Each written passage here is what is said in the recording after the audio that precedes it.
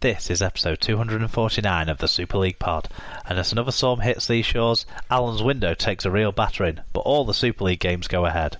With Thaler, Gelling and Flaggate, there's plenty of controversies to tiptoe through in the news. Then we get to the games, where shots fired on Friday from West Hull get returned with interest from the East on Sunday, making for a fun Valentine's weekend, we're sure, for at least one listener household. And we finish with one heck of a turbulent landing that serves as a great reminder to get strapped in, because it's SLP time.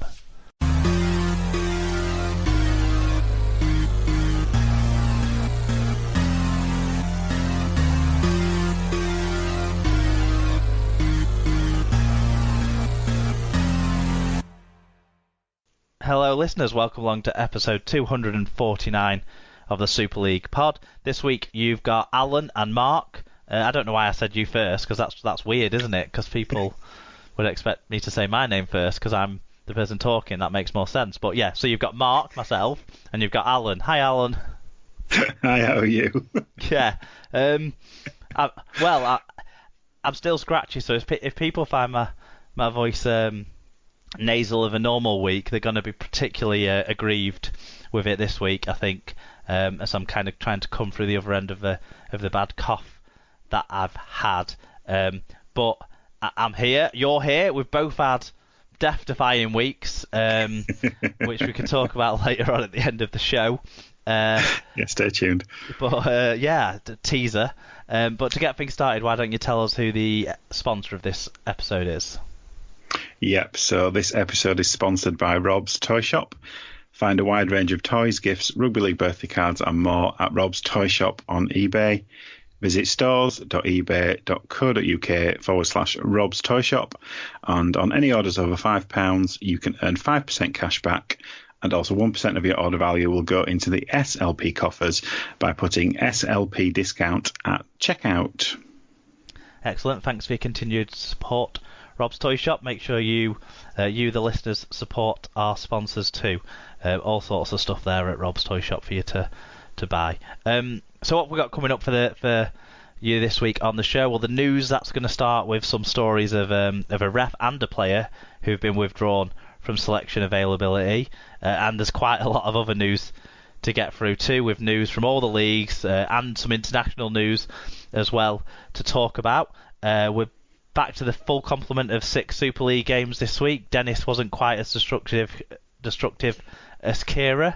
So we've got 6 games to go through and some cracking tries to discuss. It was a fantastic weekend for fantastic tries, even though there was some ropey ones hidden amongst them too. And we've got all the other results as well, Championship and Challenge Cup mostly in that regard, before we'll make our guesses, and that'll include us looking ahead to the World Club Challenge next weekend.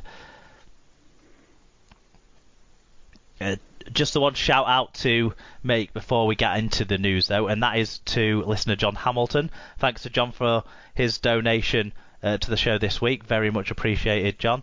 And it serves as a reminder, I suppose, as well, that we still want feedback from listeners on what type of thank you merch that they want from us this year, because once we can get an idea of what people are looking for from us, we can then start to get like unit prices, and then start to see how realistic it would be to get them, because what we've had suggested are caps, flat caps or hoodies, and all of those, when I've researched into them, do have a higher unit cost than previous giveaways that we've done. So obviously for us to take any money from the donations to help support the show, as well as giving people something back, the previous £20 that we had from people to get a free gift wouldn't be able to apply now. So yeah, just do you think we should do maybe a poll? I think you should get your poll out. Could we include flags on the list? Because I think flags are obviously a hot topic in league at the moment. So maybe we should have an SLP flag as well. And then we can see if we can get it taken off us or not, as the case may be in Catalan. I don't think there'll be a great market for flags, but we've put it out there now, so people might come in and say, I have looked at scarves, but I haven't done a great deal of research. But when I looked at scarves, you had to order like a huge amount to from the places I'd looked at to be able to get them. And certainly, whilst we love all our listeners, we don't have enough people who are going to buy that amount of scarves that I'd needed to order. So maybe I could have a look for other options for scarves, though. That's something that people can wave around at games and annoy people with, but might not be flags. Yeah, I was going to say, because, it's not a little old lady knitting your scarf, is it? So it's, I imagine the numbers are probably quite significant with that kind of thing. Yeah, but we'll see. We'll continue trying to look around. Maybe might have to look at some different suppliers to what we've used before for some of those things. But we'll see how we get on. But yeah, that's the opening to the show closed off. We will now talk about news from around the world of rugby league.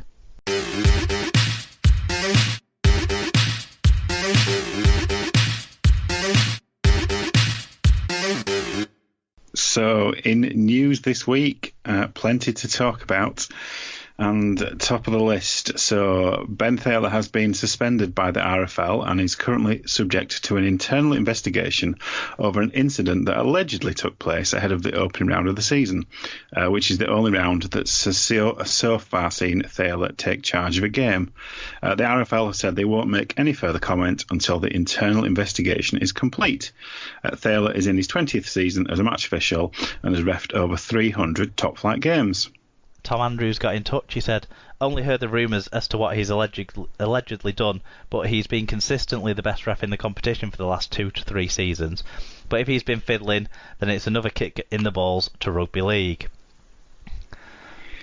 I mean, the key thing here is it is one of our best refs who, love him or hate him. Cas fans hate him.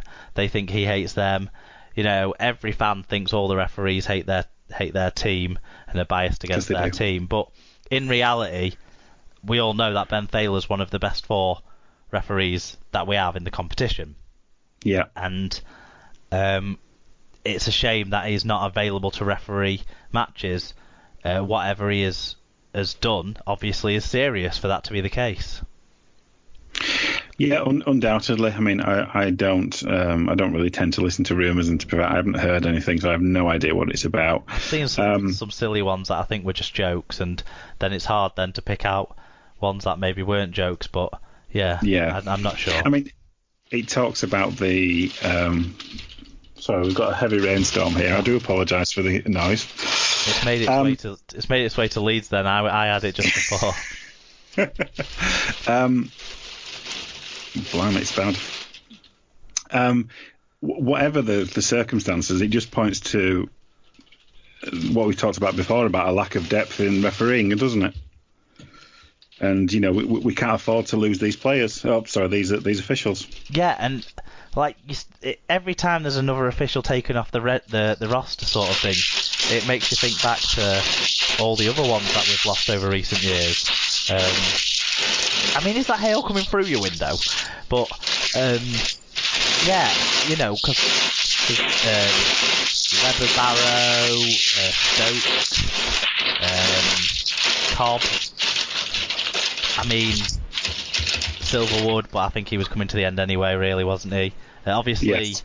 Bentham's no longer able to be a match day match official on the pitch, but I think that's more, again, natural conclusion of things. But it has felt like when you go looking at some old games on Rugby League Project or something, you see the name of the ref and you think, oh, I forgot he wasn't in the competition anymore. Yeah, exactly. And as I say, that's without commenting on the specifics of the allegations, because that'll play out, that'll take its course, won't it? But and if he has done something, in his investigation, find him guilty of whatever he is done, then it would be Ben Thaler who's cost us another referee. Of course, yeah. You would think, but it's still a shame that this has happened, and obviously we'll find out more in due course. Something else that we're gonna. Sorry. Go on, no. Go on, continue. Something else that we're going to find out more in due course on is this second news story, which is Warrington have suspended centre Anthony Gelling after he was arrested on suspicion of wounding with intent. Cheshire Police have confirmed they received a report of an assault at an addressing witness on Saturday, that Saturday last week would have been, the 8th, would it have been? And that a 29-year-old man had been detained and later released on conditional bail.